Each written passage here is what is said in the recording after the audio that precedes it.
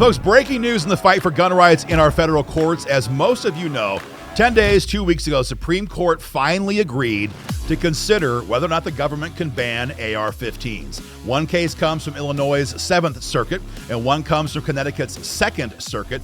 Both cases will be heard in oral arguments probably in October. We should have a verdict, hopefully, June of next year. It's a big, massive development in the fight for gun rights. But to kind of accentuate the point, in an en-banc decision last Friday, the 3rd Circuit comes out and they struck down New Jersey's ban on AR-15s and the state's 36-year-long ban on so-called high-capacity magazines. X is on fire. The left is melting down. So eat your commie heart out, all you Democrats in government in New Jersey and the rest of Blue America. So we're going to cover this case and begin with a timeline so you guys know how we got here in this situation. So 1990, we're going way back here, 1990, then Governor Florio signs a ban on AR-15s into law, as well as a ban on magazines that hold over 15 rounds of ammo. And it came way back then with a penalty of 10 years in prison for a violation and a fine of $150,000. Now, as we all know, you can commit murder, you can commit violence, sexual assaults, armed robberies, all kinds of violent crimes will get you less than 10 years in prison. But these people hate gun owners, and that's why they have this penalty. So 2018, fast forward to almost 40 years, New Jersey lowers the round count of their magazine ban from 15 down to 10. So today it's a felony to have any magazine that holds over 10 rounds of ammo. Now, when that happened in 2018, there were lawsuits filed almost immediately challenging all of this, and all of them failed.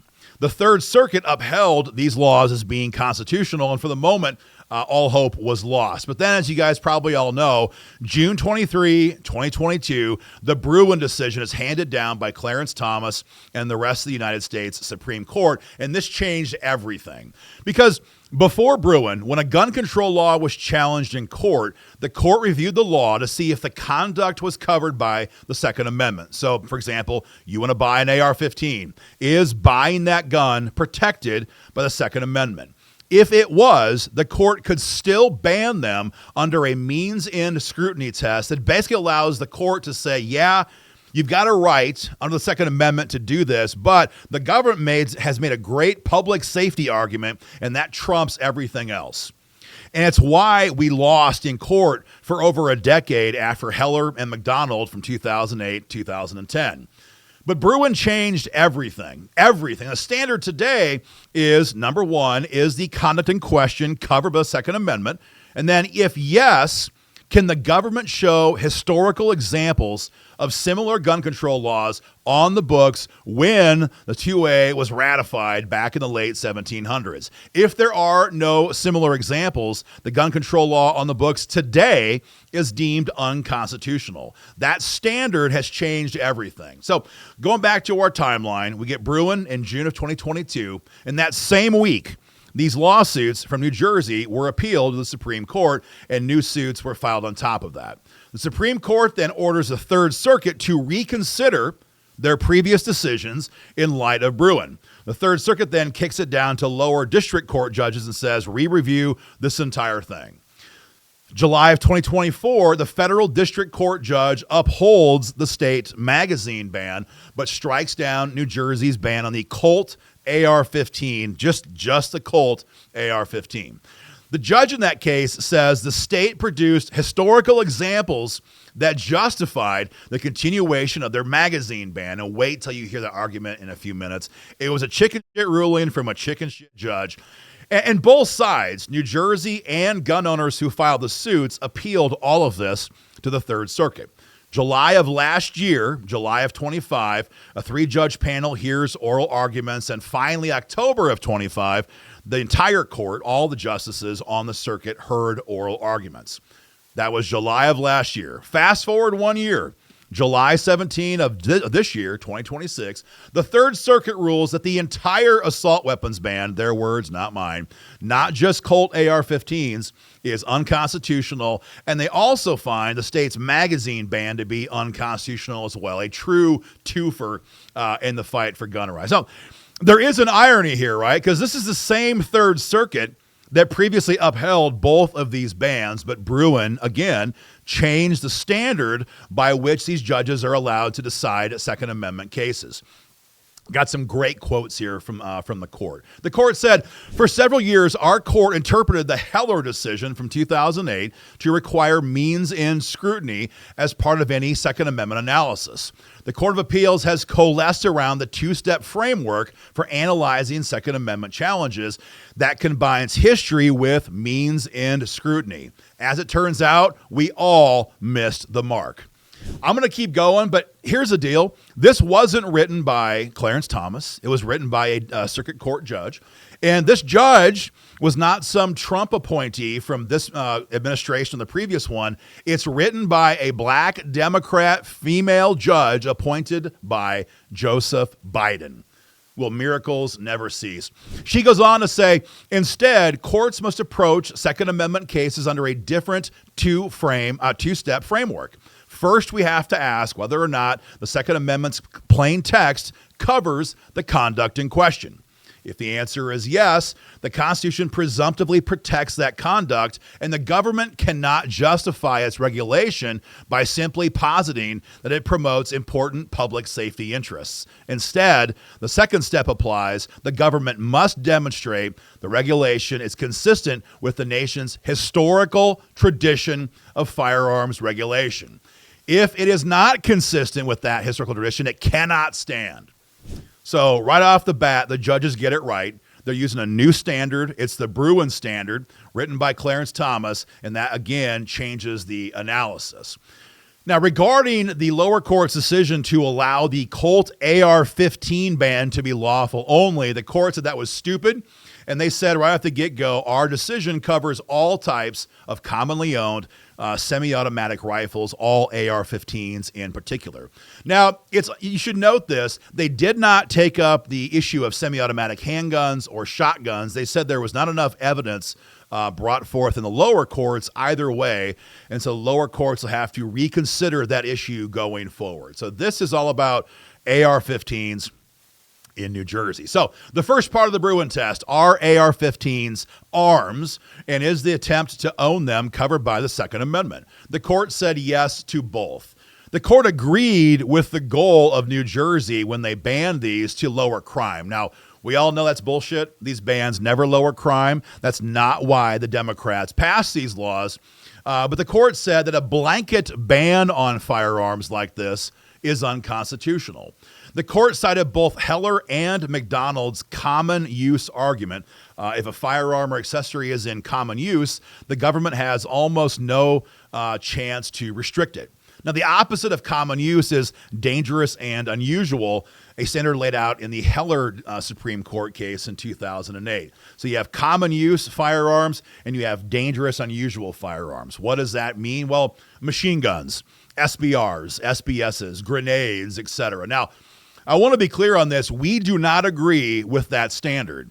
Citizens should be able to own machine guns, short-barreled rifles, short-barreled shotguns, all the rest of it. The reason is pretty clear. It's the dang Second Amendment.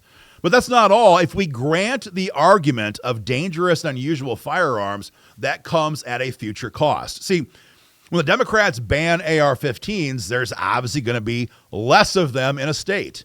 So subjecting the limits of our freedom to a numerical decision is just stupid. It's dangerous. Now, we'll take the win here, to be clear, but there is a downside to using the common use versus dangerous and unusual firearms standard because, after all, to the Democrats, your Glock 9 is dangerous. Your Ruger 1022 is dangerous, and they're all unusual to today's Democrats. So we prefer more constitutional arguments versus numerical ones. But again, in this case, we're definitely going to take the win as gun owners. So back to the Third Circuit. They held that since there are 24 million ARs in circulation, and that was not contested by New Jersey at all, they said these are in common use and therefore protected by the Second Amendment. The second part of Bruen test then is, are there historical examples of similar restrictions on the books in the late 1700s? Now, New Jersey argued that there is an example, and they cited a law from New York City in 1784 that banned the possession of more than 28 pounds of gunpowder in a person's home. So they said that law from way back in the day is the same as having a limit on magazine capacity in AR-15s in 2026 America. The court laughed at that, and they said that's ridiculous. That law dealt with preventing fires in an urban environment. It had nothing to do with the idea of the Second Amendment, keeping and bearing arms, ammunition, or anything else. The court finished off this section by saying that AR-15s are used for a variety of lawful purposes: hunting, target shooting, self-defense, and more. We would add, of course, defense against tyranny, but we're not on the bench. And in conclusion, New Jersey's ban on commonly used firearms for lawful purposes was the same as the Heller case, which involved handguns in D.C. And so, like Heller, the court struck down New Jersey's AR-15 ban. The court's quote was, "Together, Heller and Bruin teach that bans or broad prohibition of possessing or carrying a class of weapons in common use for lawful purposes fails to find support in our nation's tradition of firearms regulation. That is so even when the regulations are passed with the intention of reducing gun violence." Again, that's a stupid, moniker. We reject all of that. But their point was the same. We're going to strike down the AR-15 ban in New Jersey. Then they jump into the idea of the magazine ban. This got really fun as well. First, again, Bruin's Part 1 test. Is this activity, buying and owning these magazines, covered by the Second Amendment? And the court said it certainly was. They gave 3 different reasons as to why. They said, first, you have to have a magazine to use the gun. Their quote was, "A magazine unquestionably facilitates the user's ability to cast or strike at somebody else." That's a quote from the Heller decision. So accordingly, magazines are part of arms in the Second Amendment. Number 2, they said the round count doesn't matter. Their quote was, "Nothing in text of the Second Amendment suggests the capacity of a magazine bears on whether or not it is a constitutionally protected item. So it cannot be that a magazine that can hold 10 rounds is an arm covered by the Second Amendment, but a mag that holds over 11 rounds is not." It's a very obvious argument they made. You can't, if you're New Jersey, you can't say 10 rounds and less, that's okay. 11 rounds and more, 10 years in prison. That's just not constitutional at all, and the court got that very correct. They also said the idea of large capacity magazines is political, not objective. And they pointed out the obvious hypocrisy. From 1990 to 2018, New Jersey said the max was 15 rounds. But then in 2018, they drop it down to 10. And the court all but mocked them for being arbitrary. Their quote was, "The text of the Second Amendment does not limit arms to the minimum equipment necessary to operate the weapon. Nowhere in Heller or Bruin's analysis did the Supreme Court suggest the availability of alternative equipment changes the definition of an arm under the Second Amendment." So their point was, sure, a 10-round mag works, but you can't use that as justification to ban mags that hold over 10 rounds of ammo. The court then jumped over to the second part of the Bruin test. Are there historical examples of similar gun control laws on the books when America ratified the Second Amendment?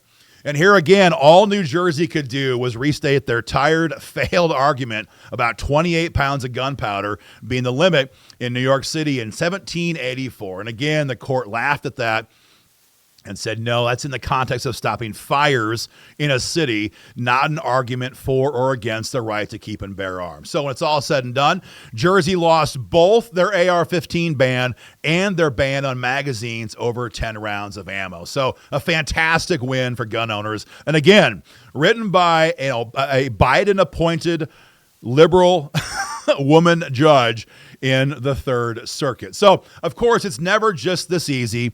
From here, the case was remanded back down to the lower courts, who have to review this case and issue new decisions that are consistent with the Third Circuit and the Supreme Court's Bruin decision. But either way you cut this, these are wildly exciting times for gun owners in blue states have been waiting in some cases for decades to have these laws challenged. Illinois, Washington State, their bans took effect just in 2023. But in New York, their ban's been in effect since 2013.